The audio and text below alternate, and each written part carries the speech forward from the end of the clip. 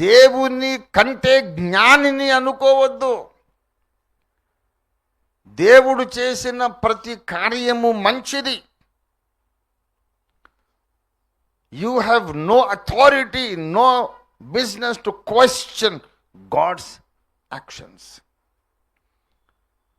దేవుడు ఏది చేసినా అది అత్యంత జ్ఞానయుక్తమైన పని. ఇలా జరగకపోతే బాగుండు, దేవుడు ఇలా చేయకపోతే బాగుండు అని అనుకున్నప్పుడల్లా నువ్వు బాధపడి, ఒక వ్యభిచారమే నీ ద్వారా జరిగినంతగా వేదన పడి, పశ్చాత్తాపడి దేవుణ్ణి క్షమాపణ అడగాలి. ఒక జారత్వమే నీవు చేసినప్పుడు, ఒకవేళ జరిగితే ఎంత గుండె పగిలి రోధించాలో, దేవుని చర్యలను ప్రశ్నించినప్పుడు కూడా అంత పశ్చాత్తాపడి రోధించాలి. ఎందుకంటే దేవుడు చేసిన కార్యాలన్నీ కూడా న్యాయమైనవి, జ్ఞానయుక్తమైనవి. దేవుని జ్ఞానాన్ని ప్రశ్నిస్తే నువ్వు దేవుని సైనికుడివి కాలేవు. దేవుని చర్యలు ఇలా కాదు, ఇలా ఉంటే బాగుండు అనే మనస్సు నీకుంటే నువ్వు దేవుని సైనికుడివి కాలేవు. నీ చిత్తము చావాలి, లేకపోతే నువ్వు రేపు యుద్ధంలో గెలవలేవు. మూడవ విషయం, నిన్ను నీవు కూడా క్షమించుకోకపోతే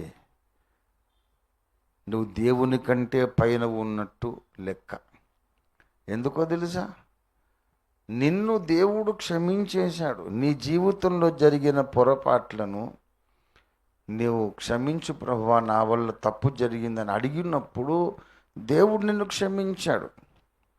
క్షమించిన తర్వాత నువ్వు ఊరికి అది జ్ఞాపకం పెట్టుకొని బాధపడుతున్నావు అనుకో, దేవుడు నీతో మాట్లాడాడు, నా కుమారుడా నీ పాపములు క్షమించబడి ఉన్నవి, నా కుమారి నేను నీకు శిక్ష విధింపను, ఇకను వెళ్ళి పాపము చెయ్యకుము అనేశాడు. దేవుడు నిన్ను క్షమించినప్పుడు నిన్ను నీవు కూడా క్షమించుకోవాలి. దేవుని క్షమాపణలో ఆనందించాలి. దేవా నన్ను క్షమించావు, నీకు స్తోత్రమని ఆనందంగా జీవించాలి. కానీ ఊరికే నేను మర్చిపోలేకపోతున్నానండి, నేను చాలా ఘోరమైన తప్పు చేసేసాను అంటే అట్లా అనడం చాలామంది అది నీతి ఏమో అనుకుంటారు.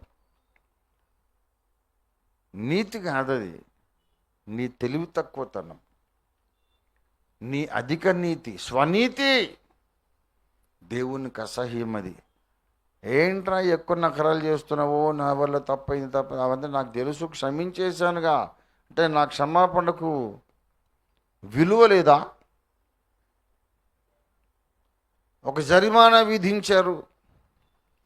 జరిమానా విధించిన తర్వాత పై కోర్టులో జడ్జి గారు కొట్టేశారు. ఇతన్ని నేను నిర్దోషిగా భావించి క్షమించి వదిలేస్తున్నా, జరిమానా ఏమి లేదని చెప్పాడు. చెప్పిన తరువాత నువ్వు ఊర్లో అప్పులు చేసి నేను అయినా సరే నేను కడతా, పై కోర్టు వద్దన్నది అయినా సరే నేను కడతా అంటే అర్థం ఏంటిది? అయినా సరే కట్టడం ఏంట్రా? పై కోర్టు చెప్పింది, నీ జరిమానా ఇంకొకరు కట్టేశారు, ఇంకొకరు ఎవరు పే చేశారు, నీ మీద లేదు కేసు, వెళ్ళు.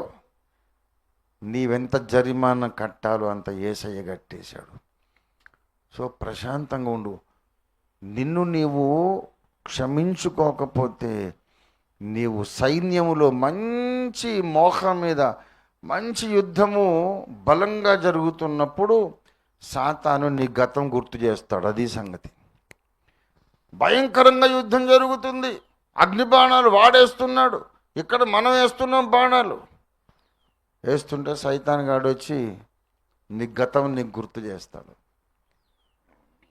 ఒక్క సెకండ్ చాలు, అవును కదా నేను యోగ్యుణ్ణి కాదు, యోగ్యురాలని కాదు అనే ఒక్క క్షణం నీకు వీక్ మైండ్ వచ్చిందనుకో, దేర్ ఎండ్స్ ద మ్యాటర్. ఈ లోపల ఆ సెకండ్ చాలు వాడికి, 100 అగ్నిబాణాలు వేస్తాడు నీ మీద, ఒక్క క్షణం చాలు.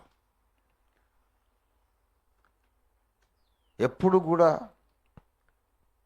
నిన్ను నీవు ఎప్పుడు నిందించుకోకు.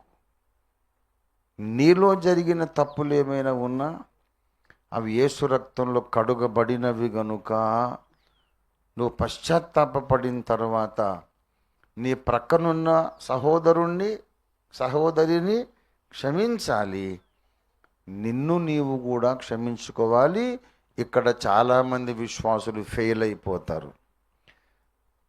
అందరిని క్షమించగలను కానీ నన్ను నేను క్షమించుకోలేకపోతున్నానండి, ఎంత ట్రై చేసినా మర్చిపోలేకపోతున్నానండి అంటే అది సైతాను యొక్క శోధన.